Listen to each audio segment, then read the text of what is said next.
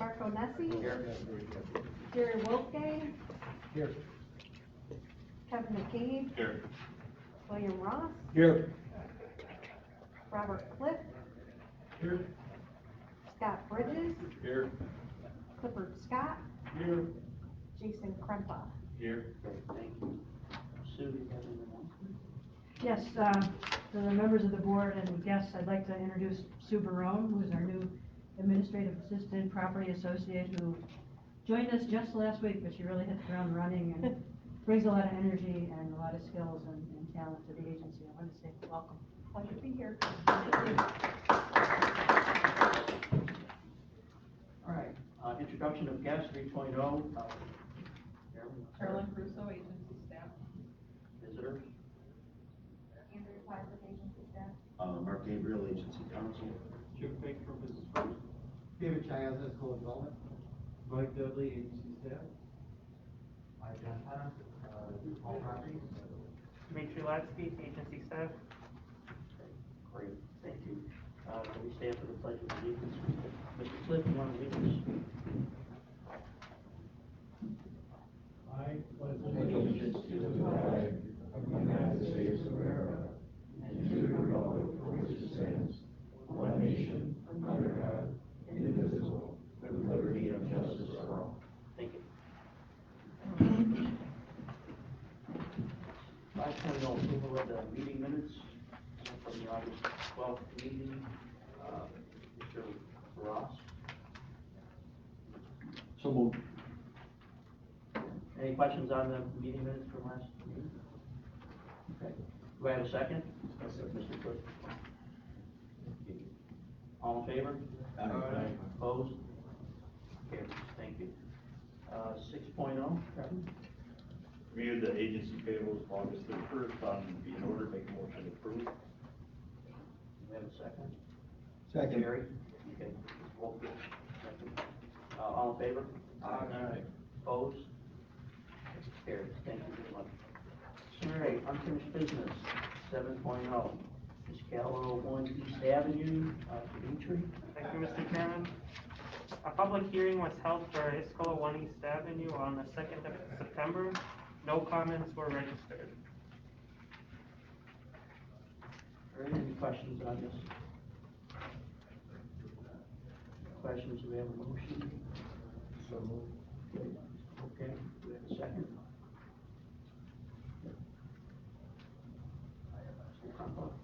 Second, and, all in favor? Aye. Any opposed? Excuse me. We need a roll call vote. Yes. We need a roll call vote. Mr. Onesi. Yes. Mr. Wolfgang. Yes.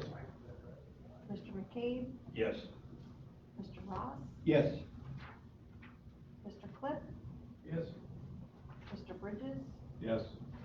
Mr. Scott. Yes. Mr. Krempa. Yes. Okay, motion carries, thank you. 7.2, Zibby Service Incorporated, that's pronounced right. For the final resolution, Dimitri. Thank you. Likewise, a public hearing was also held on the same day, September 2nd, for Zimmy Service Inc., and no comments were registered as well. Okay. Any questions or comments about this? All right, I need a motion. Just real quick, Yes. excuse me, Mr. Chair, just one job we're creating on this proposal? That's right, it's an existing company that's been in the same spot since the 40s, I believe. Facility is very, you know, it's not, it needs to be modernized and certain lifts installed. And the property is also in a distressed area, which gives us a little latitude in terms of projects that we look at. But it's a good anchor for that neighborhood in downtown Lockport, so take into consideration the new investment, and really it's just a retention of jobs and creation of more. Understood. Thank you. So we have a motion. So moved. Mr. Ross, do we have a second? Mr. Cave? And all in favor? Aye. And we need a roll call vote for this. Mr. Hennessy, Yes. Mr. Wolfgang, Yes. Mr. McCabe, Yes. Mr. Ross, Yes. Mr. Cliff, Yes. Mr. Bridges, Yes. Mr. Scott, Yes. Mr. Kruppa. Yes. Thank you, motion carried. Cataract Grant Fund, Mr. Gabriel? Yes, thank you very much, Mr. Chairman. The Cataract Grant Fund, LSNY Holdings LLC, is probably something that's familiar over the last couple of meetings. We already have a project engagement out with them in the process of closing our IDA project. But if you recall last meeting, LSNY Holdings LLC was granted was given a grant under this fund, which set forth a completion date, as well as the the grant expiration date. Because of the delays in the coronavirus, they're requesting that this board add 6 months to that completion date, which has changed for them, as well as the expiration date. So what we're just asking for is, the company's asking for a 6-month extension on when to complete this. They haven't started the project yet. They expect to start within the next few weeks, but certainly is my concern that they'll be done in time because of the delays that have happened today. This is not an issue, Chair, no, approving. Okay. Are there any questions? Any issues there? Yeah, just one question, Mark, and this pertains to the Cataract Fund, first after this.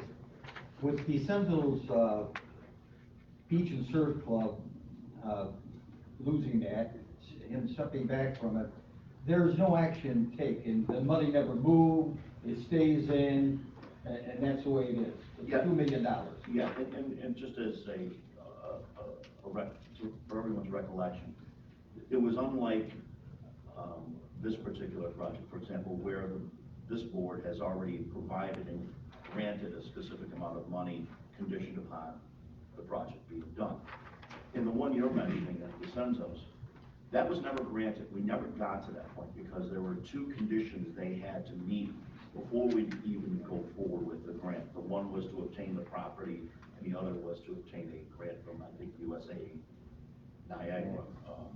I forget what the other group was, but they didn't get any of those 2 conditions taken care of. And when we reached out to them regarding that, they said the project's not going forward. Thank you very much. And they'll be waiving any further rights towards the grant. So the money just stays there. It's waiting now for- available for future grants. For further action in the Correct. future, I hope. It is not tied up at all. Yeah. Thanks. Any other questions? Do we have a motion to approve? Mr. Scott? So moved. I'll second. Okay. Mr. Cliff? Thank you. All in favor? Aye. Any opposed? We don't need a roll call on this, right? Thank you. All right, new business. Vincent Properties Incorporated. Thank you, Mr. Chairman. We're in receipt of an application from Vincent Properties, which is a nonprofit owner of assisted living facilities in Western New York. The company is currently under contract to purchase the Heritage Manor in Lockport, which is a 40-room, 64-bed adult home, which provides long-term residential care, room and board, housekeeping, and personal care and supervision. The project will entail some cosmetic improvements and other facility updates as needed. At the same time, the company is also under contract to purchase the Heritage Manor Estates, which consists of 12 single-floor duplex senior apartments located adjacent to the Heritage Manor.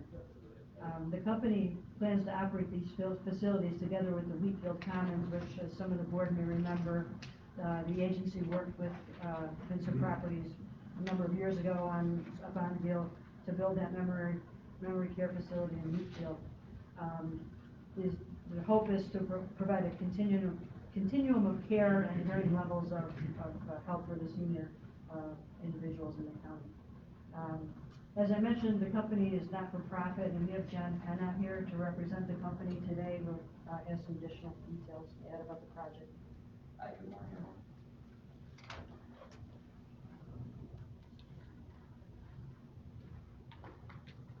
Want to tell us about the project? Oh, sure.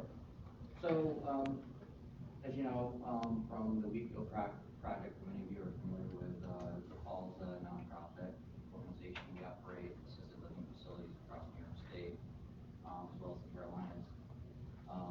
We have been in this business for over 50 years, serving some of the most vulnerable folks among our population, at-risk youth, low-income, special needs folks, mentally ill, the deaf, frail elderly, senior housing as well. The seller of the facility reached out to DePaul because they're looking for a reputable nonprofit operator to take over the facility. So if you're interested, the demographic of the facility suits our nonprofit purpose. And so if you're interested, we entered into the contract. Then COVID hit, which did delay the acquisition timeframe. There were some reductions in occupancy as a result, but we've been able to work through those issues and are now on a path to hopefully acquiring the facility before the end of the year. The intent is really to just assume the management, preserve the asset, improve the aesthetics by investing in new wall coverings, floor coverings, mainly cosmetic upgrades. Preserve the FTEs, and then add at least 2 FTEs. I think that the staffing, looking to increase the staffing over our period of ownership. So that's the project in a nutshell. We do also, as you know, operate Wheatfield Commons, which is another licensed facility, which has memory care units as well. So the intent is to basically be able to offer the folks in the community a place where they can enter a quality environment. If they have independent, if they can live independently into one of the apartments, and then they can graduate into assisted living, and if necessary, into higher levels of care with Wheatfield and the memory care units available if needed. So, You're gonna maintain the employment that's there now and add to it. correct. We're thinking at least 2, just given the environment. We don't want to be careful about overcommitting just because of the occupancy situation, and especially these, congregate care settings being such a sensitive communities when it comes to care. Any other questions? Oh, thank you. Just before we go forward, and very quickly, as some background. This, as you can tell, isn't a normal project for the agency as we're used to dealing with. This will be deemed a deviation, and I'll explain the process and why it's a deviation in a moment, and some of the guidelines this board has to look at over the next few days or next month or so to move forward. But if I might, normally a group like this would look under real property law 420 for treatment as a non-for-profit corporation, which they are, and would enter into that arrangement for real property taxes through that particular section, which was reduced accordingly. In this particular case, the applicant is also likely looking to coming to our NADC for long-term bond financing within the next month or 2 if the numbers crunch correctly for them, and thought that there was new counsel looking at this project, it appears, and there could have been, they weren't 100% comfortable with the charitable purposes for this non-profit, which allows the 420 exception, even though they are certainly in a charitable basis for these projects. That will be one of the determining factors that we have to have. The reason it is a deviation is we have a uniform tax exempt policy, as everyone is aware. And although it is fairly broad, everything is based upon a term, which it has to be, we rarely go to 20 years unless there's a bond financing, if not 15 years. So we have that as the one outlier that certainly isn't an issue. But in this particular case, instead of having the pilot based on a percentage of the assessed value, we're following, you know, that John talked about it, a little bit different tack, which is similar to some of the others, where they would be paying actually a set amount per year with increases. For example, if I'm not mistaken, in regards to the Heritage Manor, it would be a $10,000 a year payment, plus another $70,000 for the Heritage Estates. That, both of those amounts would increase 2% per year throughout the term of this pilot. Because that amount is a dollar amount, which will be, although it'll still be divided equally by the ratio and the assessed values of the taxing jurisdictions, because we are setting the amount, that's what triggers the deviation. So we have a little bit more work to do on our end and staff end in that. If accepted and move forward, we will send out a deviation letter to all the affected taxing jurisdictions. So 30-day deviation, giving the taxing jurisdictions that amount of time to come back to us and let us know whether they support it, whether they don't support it, or if they just stay quiet and we make our own determination. As part of the deviation also, we'll be looking at a number of factors of why this board should deviate in this area. I will send you the factors and look for you in your final to make that determination. Staff has looked at them, and we believe there's at least 3 to 4 of those factors. You don't have to have them all, you just have to have at least one. But we do believe there's probably 3 or 4 that stand out in this project that is why we brought it forward for consideration. So there'll be, unlike most meetings for a project like this, you'll have accept the application, authorize the public hearing, and that's it. But this time you'll have the first 2, but you'll also have authorized the issuance of deviation letter. Will be your third action here to go forward. So I'll step back, and if you have any questions for Mr. Connor, that'll be great. Is the property on the tax roll right now? It is. And are we reducing the annual, whatever, are we reducing the tax liability moving forward, or is that the request? So on the assisted living facility, the answer would be yes. The effect would be a reduction in the amount that is currently being collected in true taxes. On the independent living, the pilot proposal intends to approximately make the tax jurisdictions whole based on what's currently being paid. It's very, depends on where the equalization rate stands and where the tax rates, stand for next year.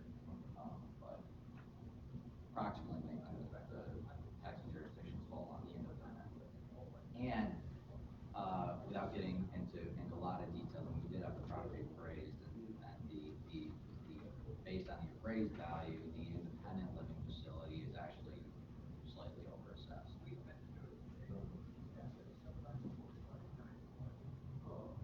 That reduced appraisal, is that based on today's occupancy after the COVID-based reductions, or is that based on, do we know if it's based on an average occupancy, or is that just? That assumes stabilized Okay. occupancy. Okay. On the assisted living facility, the premise is similar to Wheat Field, where we do have a full exemption.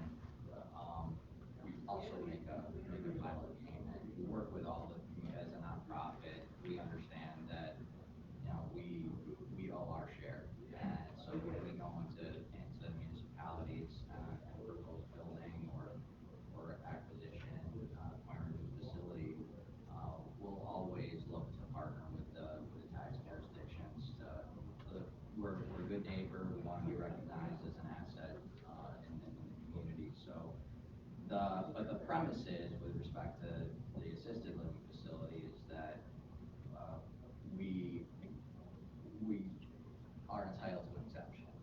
The assessor, we did apply. The assessor did not did not agree. But I think that she would agree that it is a gray area, very fact specific. And so, she, for whatever, reason, didn't feel comfortable with us. But we think the merits are there. It's no different than we feel, it's no different than the other facilities that we operate throughout Western New York that are also exempt. So, we didn't really, we respect the assessor, we respect the position, and we just disagree with her opinion. One final question, and then I'm sorry to read one. Is there the equivalent of like a but-for requirement here, where if we don't provide this, then is the project not financially feasible? It's not financially feasible without it. Any other questions? Comments? Do I have a motion to accept the application? I have no question, don't move. Okay, Mr. Crumpo. Do I have a second? Mr. Ross. Okay. Roll call vote, Mark, on this one? No, just, Okay. All in favor? Aye. Any opposed? Motion carries. We need to authorize the public hearing. Do I have a motion to authorize Mr. Cliff and Mr. Scott? All in favor? Any opposed? Motion carries. We need to authorize this deviation letter as well, Mark? that is Okay. correct. Need a motion to authorize the letter? Mr. Wolfgang? And Mr. Ross? Thank you. All in favor? Any opposed? Motion carries. Thank you. I appreciate it. At this time, we can ask the guests that are done to get the other group in. You want to get out, right? But that's it for the meeting. Thanks, John. Thanks, everyone. We'll be in touch. Thank you. Thank you. Thanks, Dave. How many chairs do we have? 4? 4. 3. How about you? All right. Yeah, I started to do this class 2 weeks ago. I've had like 3 classes already. Good. You're in the classroom? ACC's on Zoom, and the guys in the classroom don't know. 15 students, limited, this is the size of the class. I had 12, but I have 6. So they stream this lab.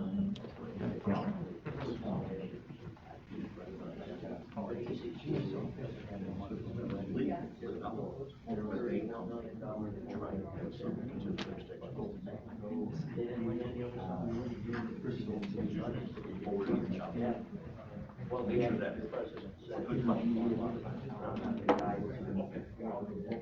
can tell you as a trustee, I can look out and someone to legal hold it up and read it. We're the only people in the state that didn't lay off that. We definitely had budget problems. Oh, yeah, definitely. Okay. All right, 8.2, Stevati Aerospace Limited, Dimitri. Thank you, Mr. Chairman.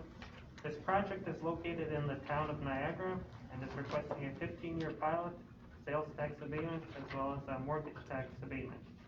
This project entails Stevati purchasing the vacant 150,000 square foot former U.S. Army Reserve Station hangar for the purpose of establishing an aircraft research, design, and prototype facility.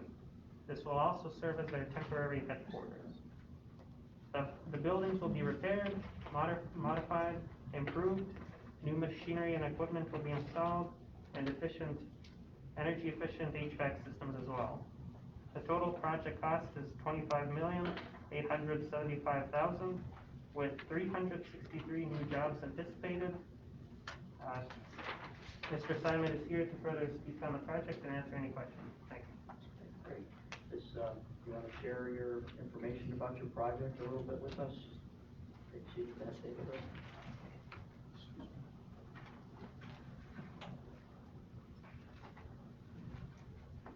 Good morning.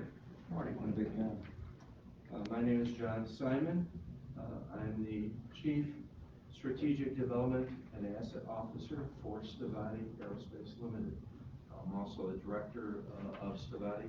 Joining me today are two other directors, one sitting outside, the other one is Dr. Bob Sugarman, Dr. Robert Sugarman, who's sitting on my left.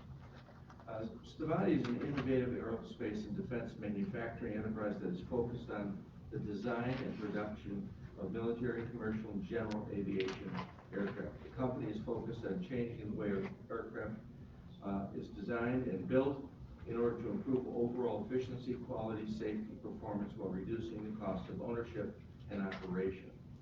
Now that I'm done reading that, I can feel more comfortable. Anyways, thank you for having us here again. Back in January 2019, Stevati put out an RFI for North America interest to find out what state or province of Canada might be interested in locating Stevati's headquarters and primary manufacturing facilities. One of the components of primary manufacturing is a prototype facility. Stevati has yet to manufacture an aircraft. We need a prototyping facility. So as we looked at the responses that came in from around North America, Niagara County, the Niagara Falls International Airport, became very, very interesting and interested to us. Through a response from Niagara County's Department of Economic Development and the NCIDA and Invest Buffalo Niagara, they responded to the RFI in a very, very, very positive way, demonstrating that there was an interest from this community for Stevati to locate their at least prototyping facility here. So we've been going through a site selection process now for over 18 months. We've had over 20 states, actually over 30 states respond, and we've had over 40 airports, including in the United States and 3 Canadian provinces respond. We've met with governors of states. We've met with transportation ministers of Canada, both electronically and in some cases in person. We've interviewed a tremendous number of consultants and airport administrators around the United States. Even as recently as 2 weeks ago, in the communities around Myrtle Beach, with 3 specific airports there, Dayton, Ohio, with airports there, the middle of Manitoba, the Winnipeg airports. I guess there's about 8 airports in that particular general area. They have all desired Stevati to go there. Why? Jobs, good paying jobs, investment in the community, and what we can do to be a good community company. In this case, combining the education component, or what we have here in West New York, what I call the educational infrastructure, the machine shops that are available around the Niagara Falls International Airport, which are a number of them, and working with the various organizations such as the NCIDA in Niagara County to make our dreams come true and provide hope for the region. We have 3 specific aircraft that we need to get going on immediately. And that, therefore, if indeed this does become attractive to Niagara County, we need to address some of our issues in making our this particular location more competitive. What are those issues? New York State is a high tax state. We all know that. And that's part of what our request is of the NCIDA. In this particular case, the former U.S. Army Reserve Center, as we've been going through our due diligence in the last month or so, we found out that it has a lot of shortcomings that we need to address. Aside from maintenance, repair, overhaul of the facility, and even a very important factor that none of the buildings are ADA compliant. We need to invest a tremendous amount of money in this particular facility just for our prototype development. And again, we have desires from the U.S. Department of Defense representatives and representatives of other countries to come here to see our facility. So we're hoping that we can come up with a decision in the next month or so that this is the place that we need to go to and want to go to, and to get our prototypes developed the design work has been, for the most part, done already. Did you want to add anything else, Matt? Hello, everyone. Matt Fitzgerald from Phillips Lytle, counsel for Savati. Just one point I'd like to add on. Currently, the town of Niagara Town Board is undertaking a review of the project for a rezoning of the parcel from the light industrial district to the heavy industrial district. As a part of this, we expect the town board tonight to declare its intent to act as lead agency pursuant to seeker for the environmental review of the project. As such, the NCIDA would be unable to grant any approvals until the town board issues a negative declaration pursuant to seeker or otherwise finishes the seeker process. As a result, we would anticipate that the timeline for the NCIDA to be able to act would be about mid-October. We're going to be requesting tonight that the town board schedule a public hearing and ultimately decide on the application by October 14th. I'm aware that the NCIDA currently has a meeting scheduled for the morning of the 14th. Unfortunately, the town board wouldn't be able to act until later that day because their meetings are at night. So the request that Savati would have of the NCIDA is to consider holding a special meeting after the October 14th meeting of the town of Niagara Town Board in order to issue a decision on this application by Savati. The reason we're making that request and not waiting for the November meeting comes down to the due diligence time frames that we're operating under pursuant to our agreement to purchase the property. So just the timelines we're working with, that's what's realistic for Savati to be able to ask, and we're hopefully can accommodate that request. That's all. Are there any questions? Any other questions? Well, you know, the USAR building there is over 75 years old. For some of you people that are not as old as I am, actually it was a Naval and Marine Air Station there. And continued to be a Marine Naval Air Station through the Korean War. And then they sent that units down to the Philadelphia area, I believe. And the USAR units were moved from downtown Niagara Falls, the old Carson building, out to the airport in 1957-58.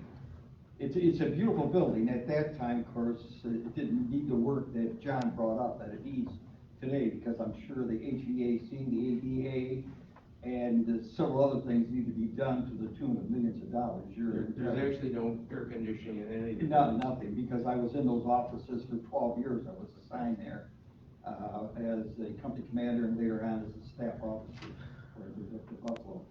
But it was it's a hurricane-proof building. The roof peeled back a little a couple of years ago, but the GSA, General Service Administration, I think did repairs on it. And I could be wrong on that, John, but I don't see the peel that was in it before. But it is a building that is exceptionally well located. You don't have to say that. I thought the NFPA might be interested in that building at one time. And you got a lot of concrete out there. You're taking taxi right out to the strips. It's a wonderful venue for something like this, aerospace industry. And if everything falls into place and the monies you're going to look for at the various levels of government, and the jobs provided, it would be an economic victory for the Niagara community. Assuming the town of Niagara completes their secret process, you said in the packet here there's a temporary HQ. Where are you guys intending to permanently locate, assuming all the approvals at the government level happen? Could you just speak a little bit more? I have hearing aids and sometimes I cannot hear everything well. You have you plan on having a temporary headquarters at this facility, correct? That is correct, yes. Where's going to be the permanent headquarters once you finalize construction? You have that in mind? Anything past the temporary facility, as far as headquarters go, has yet to be determined. So that's part of the RFI process that we're still going through. Obviously, we'd love to have permanent headquarters here in this particular area, but again, nothing is set in stone at this particular point in time. What type of prototype aircraft are you going to be building? One of them is called the SM-100AT. I'll show the picture. Many of us C-130s, they used to fly out of this particular airbase. If anybody who has any proximity of residence knows what a C-130 looks like and sounds like, you can actually determine that it's in your neighborhood because you can hear it. The C-130s are one of the primary platforms that the various governments around our country, and candidly around Australia, Africa, use to fight forest fires. So that's one of the particular aircraft that they use. Chris Beskar, our chairman, our founder, chairman, and CEO, is a brilliant designer of aircraft with new power systems, new skins, and new purposes as far as the mission goes for them. And what he's designed is called the SM-100AT, which is a forest firefighting type of an aircraft. The aircraft is slightly smaller than a C-130, and this particular version will be a 6th generation type of an aircraft with new propulsion systems, new skins, new avionics, and utilizes what's referred to as a Coulson roll-on and roll-off standpoint system to fight forest fires. We have been contacted by certain states, and you would imagine just by reading the news today what those states are in the United States. I can also tell you that last November, I met with the governor's representatives in the state of Idaho for a location up in northern Idaho to have a small number of these located up there also. Forest fires caused by a variety of different things are very costly. This particular aircraft is about 1/3 the cost of the C-130, and it operates at 1/4 of the cost per hour of the C-130. So it's extremely attractive based on our corporate philosophy of looking at efficiencies, etc. So this will definitely be one of the prototypes that we have over there. And the other 2 or so are still work in process. We'll probably have, should we go to this particular facility based on its size, around 3, maybe 4 prototype active aircraft going on at any given time. Last thing, can you describe some of the jobs that are going to be created post-construction? Sure. During construction or post-construction? Post. Okay. Pre-construction, as I stated earlier, the facility is in very rough, old shape. For example, when we've been looking at the substation, the power substation, the quotes from the NIPA people and National Grid were that these are antique transformers. These are very, very old. We knew that. So it needs to have some improvements there. So we're looking at a tremendous amount of electrical work. Our boilers are old, and we're not quite sure if we can save them. We're not allowed to actually start them up until if we actually do purchase the facility, post-purchase, actually start them up. But as Mr. Ross had stated, they're old. It's been around there for a long time, and we have to presume that those boilers are going to have to be replaced. In the main hangar area, there's 2 boilers. Then every single facility around there has another type of boiler system. So all those have to be looked at. The roof in each one of the buildings have to be improved. In some of the cases, the actual shingles or the roofing material have failed. So that has to be improved dramatically. Concrete, sewer work, a variety of work that needs to be done as far as jobs go. Post going into the building to actually do the prototyping, we have a tremendous amount of engineers and professional employees. One of the things that we looked at very, very closely at every site around the United States and Canada was the educational infrastructure. This is very critical. You know, we don't need 1,000 employees today, or 500 or 400, whatever that number may be. However, as you saw in our application, we expect that in 5 years we'll have 596 people working there, which a lot of those are engineers and professional types of people. We have to make sure that those people are available to us in 3 and 4 years out and 5 years out. So we've been working with, collaborating with such organizations such as the University of Buffalo, School of Engineering, RIT, NCCC, ECC, Niagara Falls School System. I gotta tell you, President Morabito has been outstanding in taking a leadership role, hoping that we come here so that NCCC can be a feeder school to some of the jobs that we will have here. And the same way with Mark Laurie at the City of Niagara Falls School System. He's been tremendous. We've gone into the City of Buffalo with Steve Tucker over at the Northland facility. Again, he's been very supportive and really wants to see this going somewhat dramatically. And as you would imagine, the political leadership in the area would like to see it too.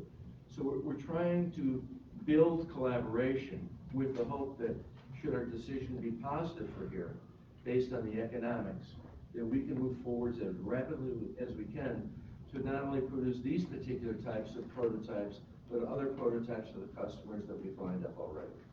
Did that answer your question? Thank you, Mr. Chairman, I'm in. Okay. Great. John, what about all the adjacent buildings? There's many great adjacent buildings there. You know, We'll use it. are they gonna be utilized, for various things? We're gonna be utilizing the whole site. And when you look at our machine shops, our CAD requirements, our model building, and that goes on and on and on. So we'll have a variety of departments there, as well as what I shared with you, our interim headquarters. They knocked down a lot of the old buildings that were decrepit there. I don't know who your holdings did it, who you're dealing with, or it was done before. So what's left out there, the smaller buildings, seem to be the red brick buildings. The brick buildings are in reasonable shape. The Quonset hut buildings, for which there's 3 of them, are not. Those 3 buildings will probably come down. Thank you. Appreciate waiting to ask the question. Oh, sorry. My bad. I've got quite a few questions on the project. You mentioned that there's sewer and water construction that needs to be done to update the facility. We need to clean them out. Okay. There's also on that property DEC studies and recommendations and soil cleaned PCBs on that property. I would think that any construction on that property needs to be very, very careful of not having anything to do with going down deep, that maybe there's still PCBs available on that property, even though the DEC has cleared it, correct? Fully agree. You also estimate, I think, in 3 years, the use of the facility, including your temporary headquarters. What type of administrative space for the temporary headquarters is allocated within your facility? That's something that's still work in process, Mr. Wilking. When we went in there with architects to try to understand the space, and this goes back to this gentleman's comment about what kind of work's going to go on there early on. We need to take down the non-load-bearing walls and pull out a lot of that old wiring and make the facility more modern and conducive to operations, which will in turn, in answering your question, determine what percentages of space will be allocated for administration for prototyping, etc.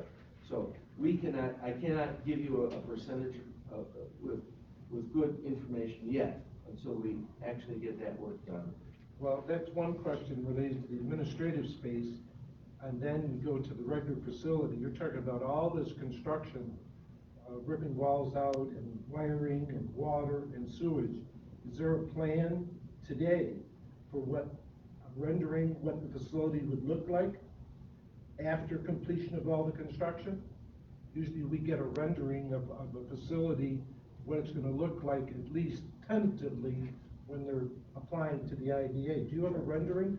Well, the external facilities will not change, almost at all. So as far as renderings go, the external will be the same. The challenge for us right now is on the internal side, what I was just describing, what the internal floor plans will look like have not been fully decided at all. So part of that is also with our consideration, do we actually close the deal here or not close the deal here?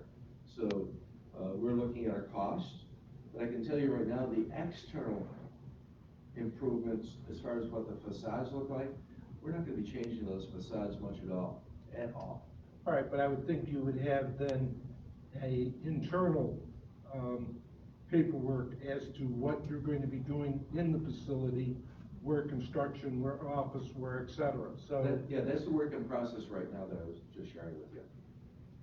I would think we'd like to see that, number one. Number two, you're borrowing $23 million from financial institutions to do this project, is that correct?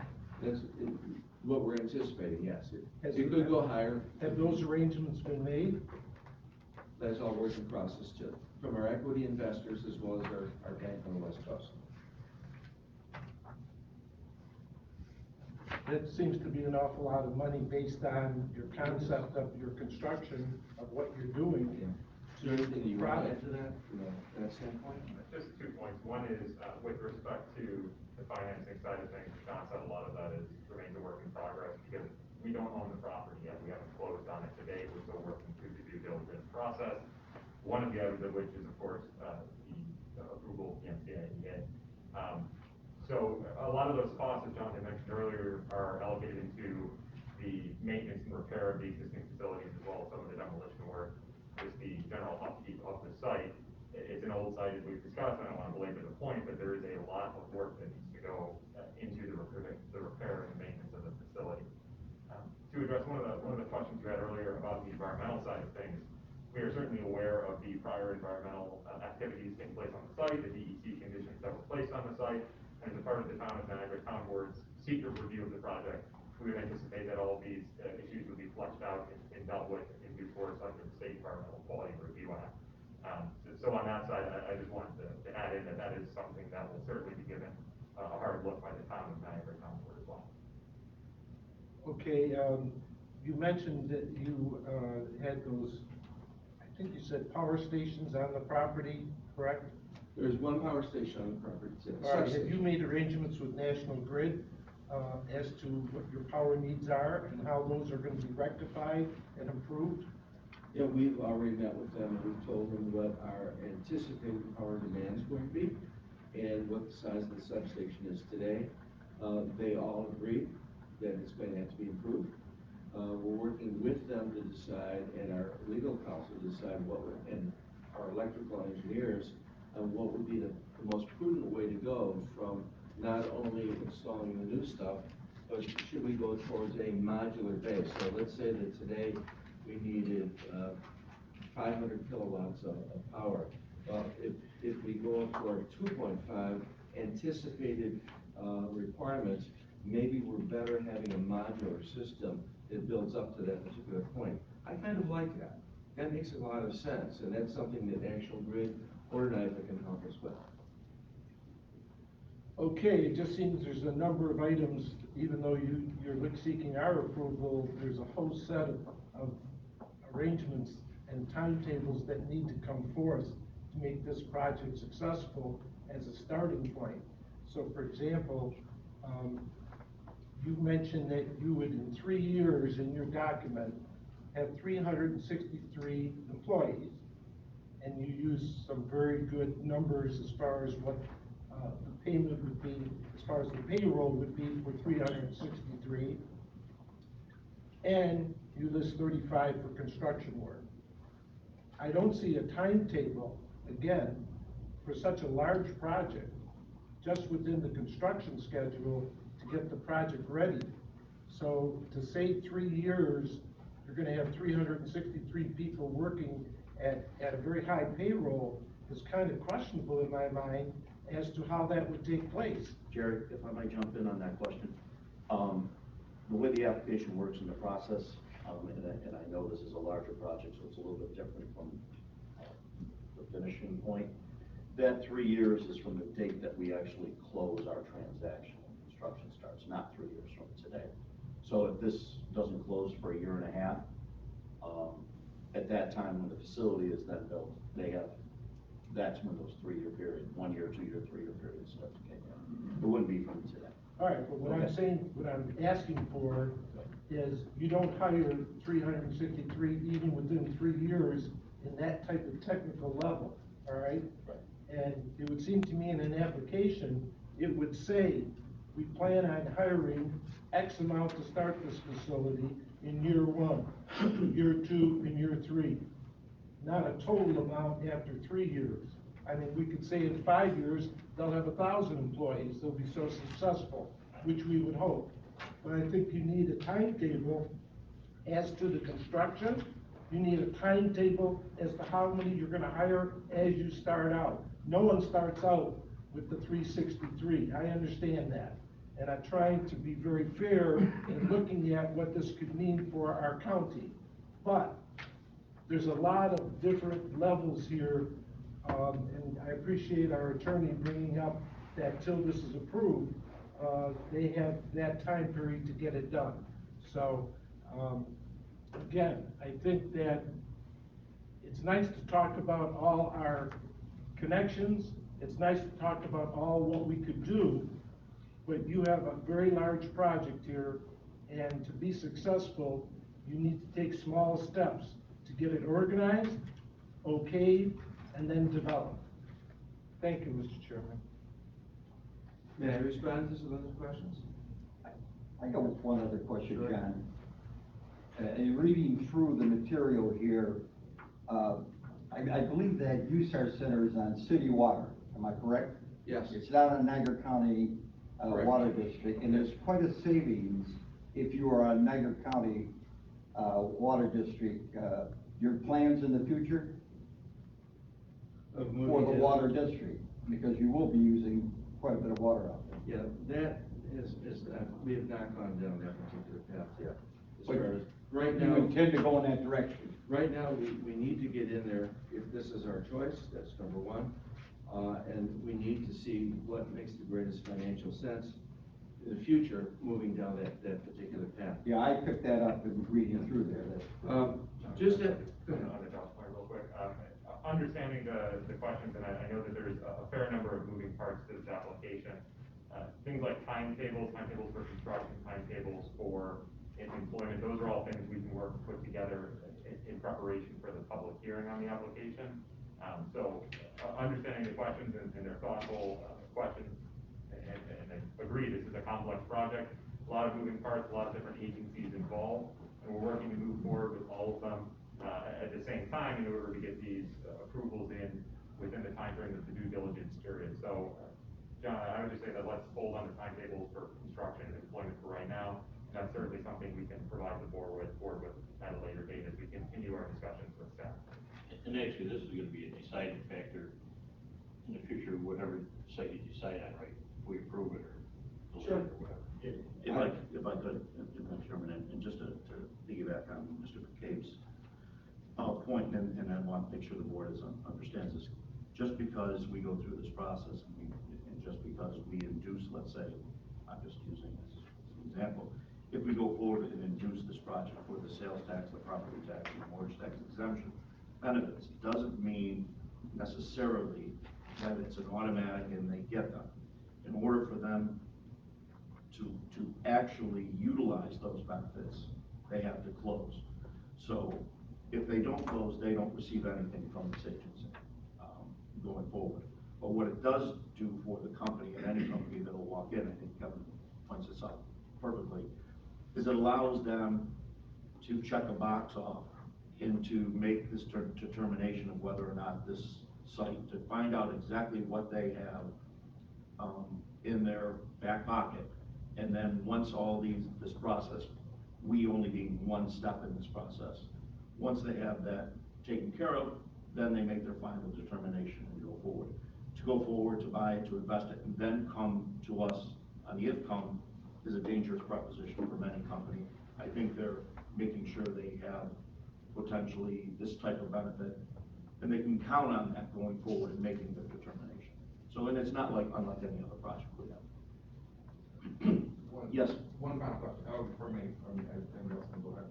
I'm under the assumption that we are a finalist in your site selection.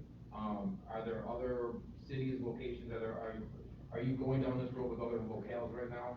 Or is our, I indicated with you earlier on a few of the more recent locations, yes. So this is a competitive process. that's what I was. But just from Mr. Wolfgang's, information, we actually did exactly what you were talking about. The IDA application does not require all that detail, Jerry. That's why you didn't see it. We're working with RP Oak Hill, who would be our construction company here. We have plans for what I'll call manpower loading in the facility as we decide which buildings we're going to raise as priorities first, so that we can get in there and get the work done that we need to from a prototyping, but also free up the time and location for the construction that needs to get done. So the answer to your question is yes, we're going down that path. What's the answer to his question, though? He asked the question, is this the final site? And you Yes, it came was back the and finalist, said and no, I said yes. that you are exploring other sites. He asked if this was a finalist, and I said yes. But it is still, there are still other sites that are in competition. It's not totally. With this one, yeah, we're not.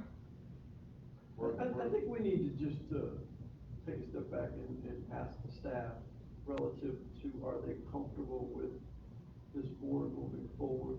Obviously, this is a private sector company with a significant investment here in Niagara County. We have to be receptive to that. And this county is open for business. And assuming that the town of Niagara moves forward with the secret process, and we continue to perform our due diligence on our end, from my perspective, and hopefully this board, we want to work with you and continue to move this project along. We get that you're a company that has to cover all your bases, and we can appreciate that. But we gotta trust the staff at the end of the day. Absolutely, and we'll continue to coordinate and have discussions with staff. They've been, I think, extremely helpful to work with so far, and we'll continue to do so on our end. I'm sure there'll be much more details as time evolves here. Oh, absolutely. As we move closer to the public hearing, we anticipate having more details with respect to construction schedule, more details with respect to employee workload, things like that. And all of that would be brought out at the public hearing on the application as well. Again, this being just a very preliminary meeting on the application, we provided as much information as we have available and that we're confident to provide. We don't want to provide things that we're not certain on, but we provide everything that the application calls for. Happy to continue to have these conversations with both the board and staff moving forward. The one point I brought up earlier that I don't want to get lost is whether or not the board would be willing to consider holding a special meeting to hear the application in mid-October. Obviously, the board doesn't have to decide. I don't believe the board has to decide right now whether or not it wishes to do so. It will defer to the board's counsel on that point. It's something that we would, again, just make that request of the board as we move forward with our timelines with other agencies, including NIPA, including the town of Niagara, including NISDAC, as we work through the environmental issues present on the site. The NCIDA's piece is a critical one, and it's just a matter of getting things lined up time-wise. So that would be the one request we have with the board, is to consider whether or not a special meeting is something you'd be willing to entertain in mid-October. We'll discuss that, after. Mr. Scott, In my agency council. if I could just say, so the staff tries only to bring projects to the board that qualify. It certainly is not our staff position to endorse in any way. That's what the board is here for, and that's what we have the public hearing and, the public comment period. So, we try to bring only projects that are viable. Okay, thank you. Appreciate your time and your explanation and all that. Thank you very much, appreciate it. Thank you, everyone. Thank you. Mark, do we need to Yep, just we need a motion to accept the application and authorize the the public hearing? Okay. Do I have a motion to accept the public hearing, Mr. Broadus? All in favor? Any opposed? Good, carries. Authorize we need a roll call vote for that? Okay. Authorize public hearing, is the motion. Mr. Cliff, Mr. Scott, and all in favor? Aye. Any opposed? Motion carries. Thank you very much. Thank you. Is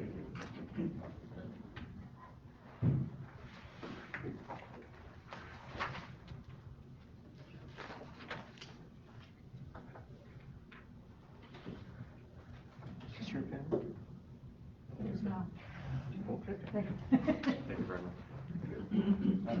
Thank you very much. Thank you. Yeah, under 9.0 agency council, I just wanted to add, it is, although our board has passed these special meetings, you know, this is a volunteer board. Time is sometimes, except Mr. Russ.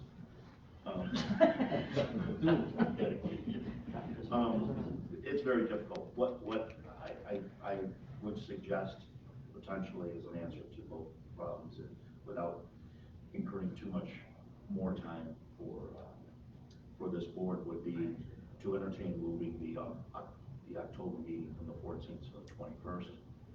It's a week delay. It's on a Wednesday. It's the same thing, and it would accomplish the timing that they're looking for while still preserving only one day in the month of October for this board. Something to consider instead of having 2 meetings in that month. Would that make sense to anyone? Sure. It would take away the money we receive for being on this board, right? All of it. Here to pay would be pushed out a week. So, yeah, so if we push it back a week, that the seeker, that town of Niagara is lead council too. Any opposed to changing the meeting? I'll let them know.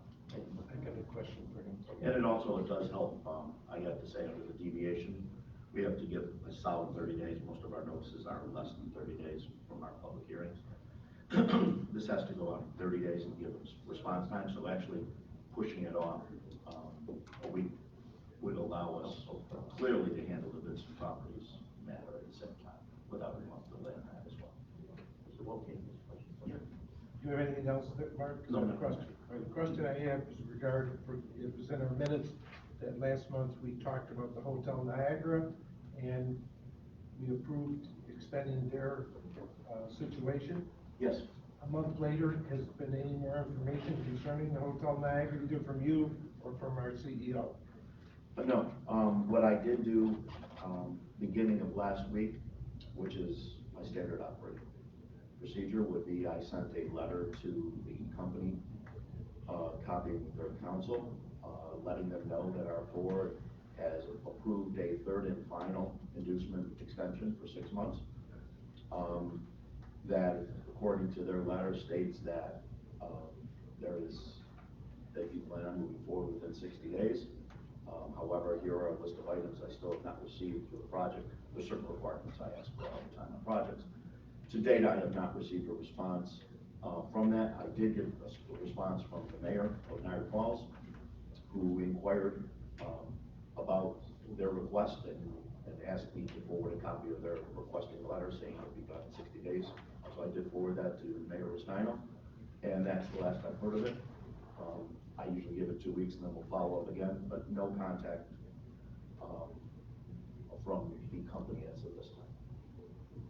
Thank you. Anything else, Mark? Any other questions, matters we want to take up? Okay. Oh, if you don't mind, and again, I apologize. But just keep in mind on the, I wanted to mention, because Jason brought up a wonderful question and a great point on the Vincent Properties matter. The reason why 420 is an interesting provision of real property law, and I briefly touched on it in regards to it moves it from it allows exempt status for those not-for-profits who are for purposes of charitable, and we look back at some of their groups, and we've actually dealt with others, and it's a legitimate, usually, and it's been found by a number of assessors to be a legitimate charitable purpose. The reason why it would be less is your existing owners were for-profit, so they were not entitled to any reduction. They were not entitled to move it from any other rule based on any exemption. This one, they would actually be entitled, if found to be a 420A, and they pursued that way. They didn't want to become, from what I understand, they did not want to be given any type of active disagreement with the city. Thought this would be an easier way that they the city would actually like this method better than ruling on the 428. Although they could be eligible for full exemption, as I guess they have done in Wheatfield and a number of places, they end up with a pilot where they will pay monies anyway to the Texan jurisdictions as in lieu of that, and they have agreed, as per our discussions and Sue led the charge, to make sure that each one of these years, the payment goes up 2% throughout the term of the pilot. So I just wanted to let you know the difference in why there was a reduction now versus before. You're going from a for-profit corporation to a not-for-profit. I think that's all. Thank you. Great, thank you. Anything else?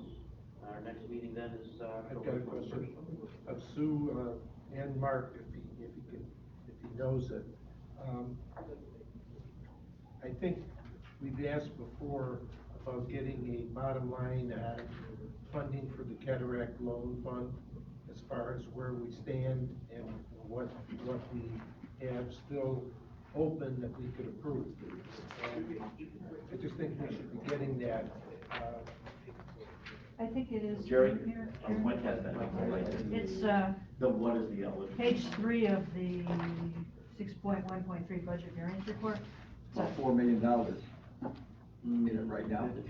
Is it, after the aquarium was taken out, things like that? Yeah, there's still, I think, just over 2 million Oh, available. okay, but that 2 million would come back in, right? That is included. That's included in, okay. Yeah. There's still about 2 million that's been That is granted, but available not for this project, because the projects aren't done. how much money? 2.2. 2.2 available, and there's just under 2.2 committed. Yeah, it's been in here every month, and Mike added the 2 in since our last meeting with the surplus situation. Are we done receiving funds from Senator Hoyt for the fund? Seems like so, as far as we know. Okay. The last funds that we received were in October 2018. So your guess is as good as mine. We're getting We're anywhere. some just trying. It might be hard to come by now. You're saying 2018, was that the budget from 2017 that was approved from? I don't know. Only reason is I have several grants with them, and they're behind in their funding. So that I think I'm dealing with the 2018 grant right now, and we're waiting to see if there's a grant coming out of 2019. So I'm just asking where the funding stops and where it could come from again. Yeah, I do not know the answer to that question. I don't know the answer to that. On that sheet, it's just 216, 217. You see what I'm saying? Because the budget, Right. the way the state does their budgets and the way they're approved, they're always a year behind in the funding part. In this case, sometimes 2 years behind. Yeah. Senator Orr hasn't been able to give us any information in the last couple of years whether this was. All right, I appreciate that. Not a good thing for continued It's not- funding, but. Yeah, it's not his doing, it's No. just the way the state functions.